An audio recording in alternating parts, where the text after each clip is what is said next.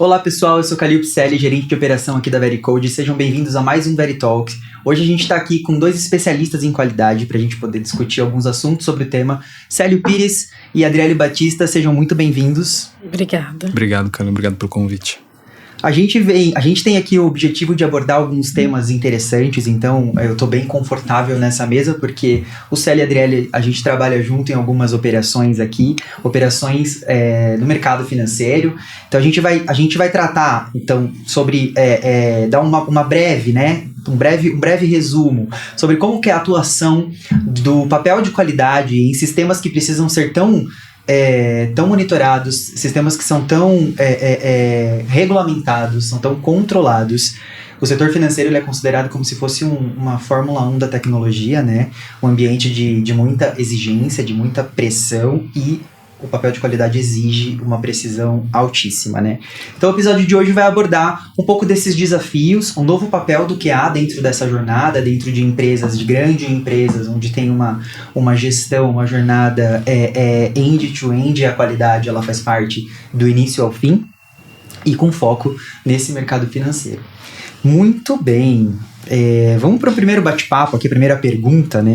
Quando a gente fala de tempo, né, e o quanto que isso é importante e relevante na entrega do produto de qualidade que a gente tá propondo dentro desses clientes, onde milissegundos equivale a milhões, né, de impacto, milhões em reais, né, em moeda, se algo der errado, se algo não tiver coerente com aquilo que a gente tem como expectativa.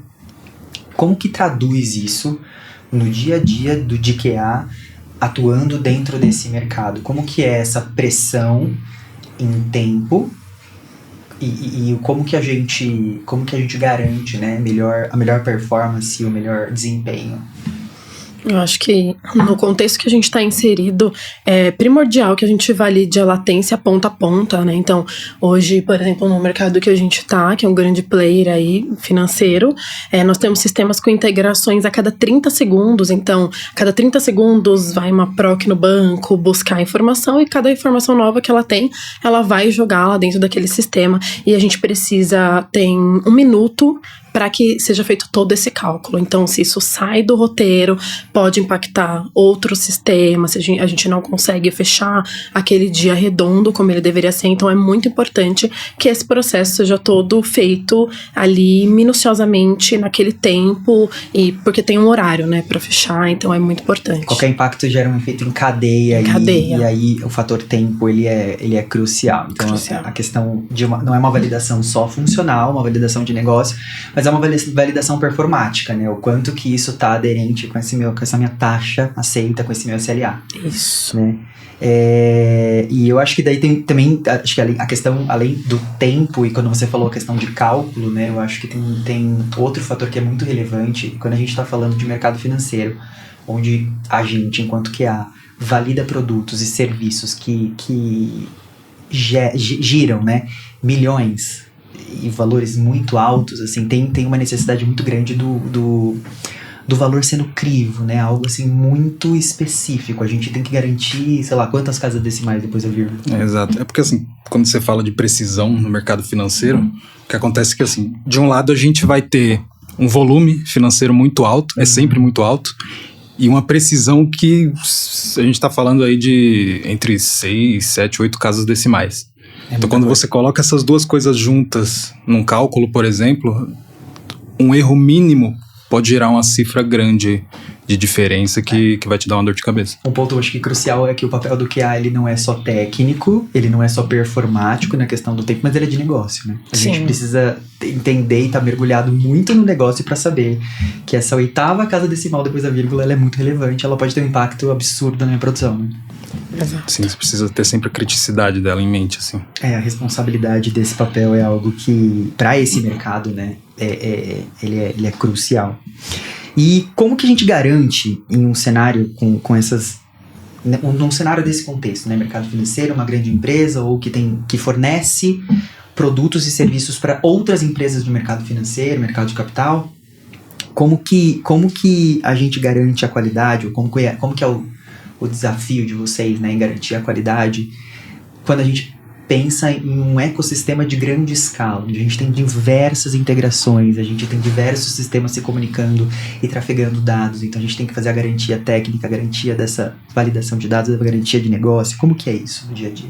Sim, é que, na verdade, eu acho que tem um detalhe que é importante a gente falar, que o teste em si, ele não vai garantir 100% da qualidade.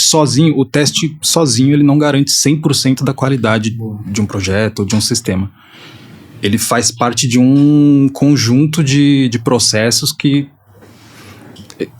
talvez seja a parte mais importante desse conjunto de processos que vai ajudar o time a chegar nesse nível de qualidade. É uma parte fundamental, né? Exatamente. Step by step, mas a qualidade é mais do que um teste. Né? Sim, vai muito além. Todo esse processo, e acho que o papel do QA, legal isso que você falou, porque cada vez mais a gente vai entendendo que a qualidade é muito mais do que você executar um teste, garantir as 8 casas decimais depois da vírgula, garantir um SLA de 30 segundos, sei lá quantos tempos que a gente precisa processar determinado arquivo. A gente aculturar, né? Toda uma jornada. Certo? Principalmente quando você falou de diferentes sistemas. Quando você está falando de diferentes sistemas, normalmente você está falando de diferentes times. Perfeito. Então, nesse cenário, a comunicação entre essas pessoas de times diferentes, comunicação constante e bem azeitada, vai ser bem importante também para garantir essa qualidade. Essa sinergia de qualidade. Essa sinergia de qualidade. E também... Não, eu ia falar assim, também tem uma dificuldade também com relação a versionamento, né? Isso, uma boa. É isso, ter o controle das versões, né? Ter os testes de integração end-to-end, aquele teste ponta a ponta. Fazer testes regressivos é muito importante. Independente de qual parte do sistema ali que foi alterada, é sempre importante a gente ter o teste regressivo. Se ele ainda for um teste que demanda muito tempo, automatiza, prioriza quais cenários são fundamentais ainda por risco, né? Esse cenário é mais difícil de ser automatizado, mas se eu não automatizar, ele pode me gerar um risco e uma falha financeira, né, muito grande. Fazer testes no ambiente de homologação, que é o mais próximo, né, o mais próximo à produção que a gente tem. Então, é bem importante. E também ter um plano de contingência ali, um rollback, né, caso, óbvio que a gente sempre quer que essa qualidade seja garantida ali desde o início e que essa versão esteja testada ponta a ponta, mas por algum problema, caso aconteça algum problema, a gente precisa ter esse rollback automatizado para que a gente consiga voltar na sua versão sem atrapalhar o funcionamento dos sistemas. Muito importante a gente ter um plano de risco muito bem traçado, muito bem analisado e testado, né? Sim. Automatizado, no limite, enfim, homologado, validado para que, se caso a gente precise de um retorno, de um rollback, a gente tenha capacidade de apoiar o time e executar isso. Isso é muito, muito, muito legal. Passa um pouco pela forma como a gente reporta também, né? Que as nossas lideranças, elas precisam estar cientes do... E acho que isso é legal o que você está falando, porque a questão do QA, nesse contexto, pensando em reporte, pensando em plano de contingência, pensando em teste regressivo que a gente comentou, teste end-to-end, ele nos força a ter uma visão 360. Exatamente. Sim. A gente não se limitar ao produto que a gente entrega, a gente valida, né? O que vem antes de mim. Exato. O que vem depois de mim, né? Pra gente poder receber algo, esperar e receber algo com qualidade. Então, alimentar essas squads vizinhas aí para que elas possam entender o que eu preciso e também prover uma informação pro próximo step bacana, aderente. Exato. Um dos resultados do nosso trabalho é a informação para tomada de decisão. Então, acaba sendo muito importante. Perfeito. Eu já vou emendar na próxima pergunta, porque acho que tem tudo a ver com o que a gente está falando aqui, que é o papel do QA nessas squads, nesse novo modelo, né? O que hoje significa ser um QA, um QA, no mercado financeiro? Eu vejo que o QA, ele deixou de ser a única pessoa ali que é responsável pela qualidade. Eu acho que a responsabilidade da qualidade hoje é de todo o time, mas o QA, ele passou de tester ao guardião dessa qualidade.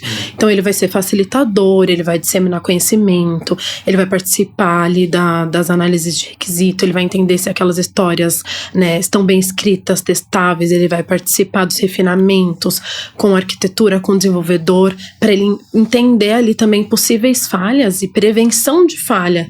Então, ele não vai hoje, o QA não só reporta, né, um erro, ele já vai ali pode ser essa a causa raiz, Perfeito. pode ter acontecido X coisa, porque ele entende do código que ele tá vendo. Então, eu vejo muito que o QA é essa pessoa. Eu acho que esse é o papel do QA no mercado, né? Acho que o mercado todo tem evoluído nessa figura de qualidade e o QA, ele realmente não é mais um tester, não é a pessoa só que executa, que providencia uma evidência, um documento de validação, enfim, um cenário de teste, mas ele também é a pessoa que acultura, né? E toca o bumbo mesmo da qualidade em toda uma jornada. Eu acho que esse mas olhando para a ótica do mercado financeiro, eu acho que isso é fundamental.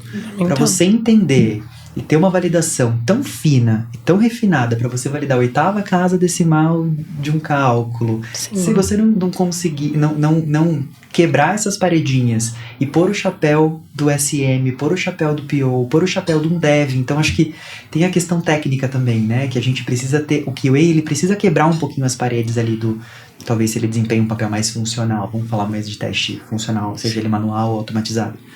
Quebrar essa parede para poder entender esse ecossistema, essa arquitetura. Sim. É porque de anos pra cá também a gente acabou tendo a necessidade de ter conhecimento técnico. Perfeito. Também. Antigamente o QA era aquela pessoa que só testava, ele só executava, caixa preta, não precisava entender a lógica, não precisava validar banco, era só o cara que usava a tela e dizia se a tela estava funcionando.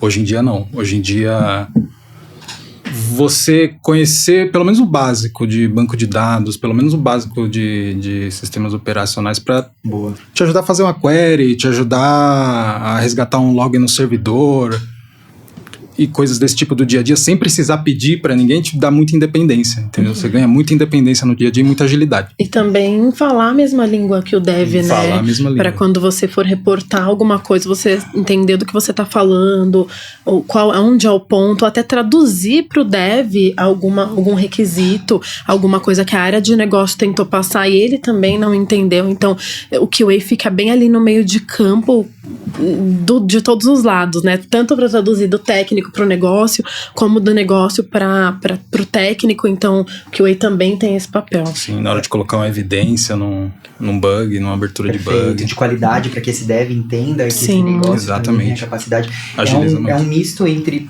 um hard skill e soft skill, né? Sim. É o que você falou, né? De uma hora é o chapéu de dev, outra hora é o chapéu de negócio, a gente faz essa ponte. Num Entre evento dois de planning, o QA ter condição de, numa discussão mais técnica de arquitetura, ele fala assim, olha, a gente tem que prever esse ponto. Normalmente é a pessoa que vai falar de riscos. Exato. Eu acho isso muito. E até muito, ajudar muito o PO, né, a priorizar, que às vezes não tá no radar dele a criticidade daquela demanda e o QA vai lá e defende o ponto, mostra qual é o risco daquilo e a criticidade, né, daquele ponto, como ele tem que ser priorizado. Então, E eu acho que, assim, pensando agora no contexto de consultoria, né, o nosso contexto que a gente trabalha nesse mercado, a gente está muito envolvido dentro desse mercado e muito presente com esse papel de qualidade. Eu acho que esse é o principal ponto de dificuldade para a gente em captar e formar profissionais, porque o aspecto técnico a gente encontra, né? Os hard skills a gente forma, a gente consegue treinar, a gente consegue capacitar, a gente consegue, enfim. Agora o soft skill, esse perfil apto para ter esse olhar crítico, esse olhar analítico e até desenvolver talvez um autodinamismo para que possa vestir um chapéu de negócio ou um chapéu técnico, né? Minimamente, eu tô falando macro, né? De um jeito que seja possível para fazer essas perguntas e provocar essa jornada para ter esse olhar de qualidade e aculturar cada vez mais. Acho que esse é um desafio hoje em dia, né? sim. É algo que é bem complexo de se achar e a gente é uma habilidade que só se forma experienciando, né? Vivendo, né? Não dá pra achar que você vai, só vou ser um executador, né? Vai ter minha tarefa e eu vou executar ela. Não, você vai ter que captar a necessidade de outras pessoas. Tem uma demanda que tá esquecida, uma pessoa que tá com uma dificuldade e não tá conseguindo sair do lugar. Você também vai ter que fazer esse papel, mesmo que você não seja a pessoa que ela precisa. Você tem que ser a ponte ali de linkar ela com quem ela precisa, ou de dar o toque para aquela pessoa. Você já foi até onde você podia ir, levanta a mão, pede ajuda. Então, tem esse papel também, né? Eu vou falar uma vez, muitas vezes o bug, ele tá no dia ruim de uma pessoa e não necessariamente no sistema, entendeu? Com certeza. Alguma coisa que deixou passar, um olhar mais viciado que a pessoa não conseguiu prever, seja um dev que não fez um teste unitário talvez tão completo, que acontece também. Às vezes algo do dia a dia vai se traduzir em algo na aplicação. Perfeito. E com relação à experiência, gente, assim, com as vivências e situações que a gente vive aí nesse mercado, vocês dois têm bastante experiência, já estão nesse meio há alguns anos aqui com a gente. Quais aprendizados mais marcaram vocês nessas trajetórias e nessa jornada dentro desse mercado? Assim, o que mais chamou a atenção? Eu lembro de um ponto que, assim, até falando de precisão de dados, né? A gente tem um cálculo onde ele tem que ser muito preciso porque ele vai até a 14ª casa decimal. E assim, as casas decimais vão definir se as empresas entram ou saem de uma carteira, qual é a posição dessa empresa. Então, ter esse olhar crítico ali, analítico, do QA olhar e falar, não, vamos voltar para a área de negócio. Porque tem aquela briga, não, mas 10 casas descobre. E o QA tem aquele olhar analítico e aquele conhecimento da regra, né, de negócio, de brigar e falar, não, isso pode mudar a posição de uma empresa. Isso pode sujar a imagem, né, da empresa. E então a gente... eu acho que é um ponto de muito aprendizado, porque você começa a entender que não tem dúvida boba, né? Tem dúvida... O QA mergulha no negócio.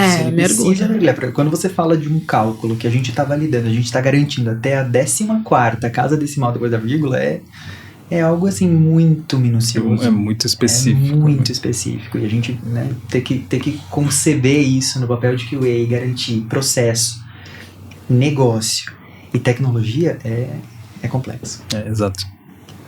Célio, algum aprendizado aí? Alguma vivência diferente, assim, e que chamou sua atenção nessa jornada? Quando me perguntam isso, eu costumo lembrar de um caso de uns anos atrás, na verdade, né? Onde... Imagina que a gente trabalhava com um processo que tem, 4 etapas, e a última etapa, que controlava o workflow das outras, era de uma empresa externa. Perfeito. A gente chegou numa situação onde a gente estava tendo muitos bugs que a gente desconfiava que a fonte era o sistema da empresa externa. Mas a gente não tinha acesso a código, a banco, a logs, nada. Caixa preta. Era caixa preta. E a gente tinha essa sensação, mas a gente não conseguia provar. E a gente chegou ali a ter um nível de cobrança que a gente falou, não, então a gente vai assumir agora os testes dessa etapa. Vocês estão falando que estão entregando testado, mas a gente vai assumir os testes dessa etapa. A gente extrapolou o nosso escopo, porque o nosso escopo era até ali, tinha uma fronteira, a gente extrapolou para esse sistema externo. A gente planejou os testes, a gente planejou o que entraria e o que não entraria. Envolvemos até os desenvolvedores nesses testes. A princípio foi manual mesmo. E às vezes você tem que até mucar, né? Você tem que adaptar alguns dados porque você não tem acesso a uma base de dados para você simular um cenário. Né? Exatamente. E aí, com o teste manual, a gente já conseguiu encontrar muitas falhas, conseguiu provar que as falhas estavam nessa última etapa. E a gente conseguiu gerar informações para negociar melhor a situação com esse prestador. Ou seja, até quando você tem um limite de acesso, um limite de abertura, um limite de até conhecimento, né? De um step que ele não é tão conhecido por você. É possível parar. Com método, com um processo. Parar e se planejar. Perfeito. Muito bom, muito bom. A gente tem muitos desafios porque tem muita integração, né? Esse mercado é um mercado que integra dados em milissegundos e valores altíssimos e muito giro, né? É uma gestão muito descentralizada e eu acho que isso provoca a gente a ter essa habilidade, esse autodinamismo de você chegar e ter e conseguir mapear, né, esses possíveis problemas, onde está tendo... até aprender e perceber logo o ecossistema onde a gente está sendo inserido, né? A gente se habilita isso, né? A gente meio que se forma nesse lugar, no ao vivo, né? A gente aprende a ter esse olhar. Isso é uma coisa que a gente desenvolve, né? Uma habilidade mesmo que não tá nos livros e nem nos métodos, né? Agora uma pergunta, acho que pra gente poder também ir mais pra conclusão aqui do nosso bate-papo. Para quem quer se aprofundar nesse meio de qualidade, né, seja ela funcional, seja ela não funcional, voltada à performance, especificamente nesse mercado, qual que é a dica de vocês? Assim, o que vocês orientam? Aí, já pensando um pouquinho assim, como ingressar no mercado, assim, falando de uma pessoa que tá crua ali, zero, não atua com testes, eu acho que você tem uma visão conceitual sobre testes, primeiro. Fundamentos, né? Fundamentos. O que é um teste de caixa preta, um teste de caixa branca, o que é um teste funcional ou não funcional, o que são as etapas do teste, como funciona cada etapa do teste, porque aí você consegue entrar nesse meio sabendo o que você está fazendo. Perfeito. E um pouco o aspecto técnico também, primeiro técnica de teste, depois técnica de desenvolvimento também, um pouquinho de lógica, um pouquinho de banco de dados, eu até abordei isso um pouquinho atrás. Sistemas operacionais também, justamente para ter aquela independência de dia a dia que eu falei. Eu acho que isso já te ajuda a entrar na área executando. Falando gerando assim, valor, né? Exato, você já entra gerando valor. Boa. Falando mais nesse aspecto. Beleza. E acho que na questão de negócio, né, é uma questão mais de você estar disposto, né, a ter esse olhar, a treinar esse olhar um pouco mais atento a essas questões mínimas, né? Eu acho que é isso, né, Adriele? Sim. Falando até da parte do mercado financeiro, é um mercado de alto risco e regulamentado, né? Então parece que ali a engrenagem do QA é pequena, mas se ela para de rodar, ela afeta... O impacto é enorme. É enorme. Afeta toda a cadeia e gera custos. Então é bem importante olhar para esse papel com cuidado e entender que não é só aquilo, né? Você não tá só naquela parte. É todo um ciclo. Então, se a sua engrenagem estiver funcionando, vai funcionar as demais áreas. Então, é um papel fundamental. Isso eu acho que é um ponto crucial. Funciona para todos os mercados, mas quando a gente está com essa ótica, né, esse zoom nesse mercado financeiro, com essa criticidade, com esse autorregulamento, com toda essa observação, você entender que seu trabalho ele impacta um ecossistema muito maior do que o seu, você com esse chapéu de QA, que está assim, testando, executando, gerando evidência, fazendo o seu trabalho ali operacional dia a dia, mas você ter essa visão estratégica do impacto que esse trabalho traz para uma companhia, para um processo integrado, para um end-to-end, eu acho que isso é uma habilidade que qualquer novo profissional que queira se aventurar nessa área, acho que tem que se provocar todos os dias, né? Independente do nível técnico que se encontra, porque isso se forma, mas se ele tem esse olhar, assim, esse foco, eu acho que isso já é meio caminho andado, né?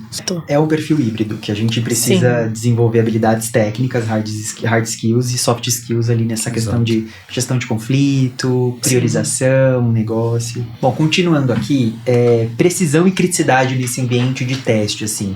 Pensando em diagnóstico, né? A gente tem que ter um olhar treinado para a gente poder identificar um diagnóstico refinado, né, em linha com o que se espera desse problema.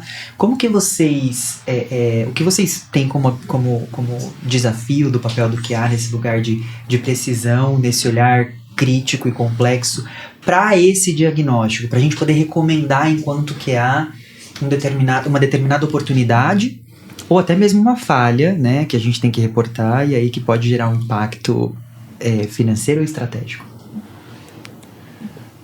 Olha, eu acho que automatizar esse processo é muito importante. Então, independente do framework que você vai usar para fazer essa automação, deixar essa validação precisa de todas essas casas ali, mas até antes disso, é sempre incentivar os devs nos testes unitários.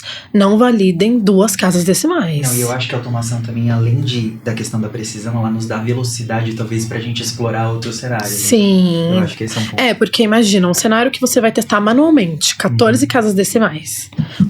Outro cenário, sempre essa massa ali no Excel, em alguma coisa. Perfeito. Você automatizando isso, você já ganhou tempo, e em um tempo que você faria para rodar esses testes manualmente, você faz muito mais rápido na automação, e ela já consegue te trazer um erro. Então, diversificar o cenário antes para ver se esse resultado confere mesmo. E eu acho que a automação, ela respalda também nesse diagnóstico, né? Porque daí a gente tá livre de talvez uma falha humana, um olhar ali de um teste manual que pode que pode gerar algum impacto. Pode estar enviesado. Uma massa que a gente está usando muitas vezes no nosso teste, né? Uhum.